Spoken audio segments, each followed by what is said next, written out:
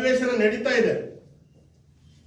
ಇದರ ಬಗ್ಗೆ ಧ್ವನಿ ಎತ್ತಿ ನಮ್ಮ ಜಿಲ್ಲೆಯಲ್ಲಿ ಮತ್ತು ಮುಖ್ಯವಾಗಿ ನಮ್ಮ ತಾಲೂಕಿನಲ್ಲಿ ಫಾರೆಸ್ಟ್ ಇಲಾಖೆ ಏನು ದಬ್ಬಾಳಿಕೆ ಮಾಡ್ತಾ ಇದೆ, ಅತಿಕ್ರಮಣದಾರರಾಗಿರುವಂತ ರೈತರ ಮೇಲೆ ಏನು ಅನ್ಯಾಯ ಆಗ್ತಿದೆ, ಗಿಡ ಕೀಳೋದು, ಶುಂಠಿ ಕಿತ್ತಾಕೋದು, ಬಾಳೆ ಕೀಳೋದು, ತೆಂಗು ಕೀಳೋದು, ಜೋಳ ಇತ್ಯಾದಿನೆಲ್ಲ ಹಾಳು ಮಾಡ್ತಾ ಇದ್ದಾರೆ. ತಕ್ಷಣ ನಿಲ್ಲಿಸಬೇಕು.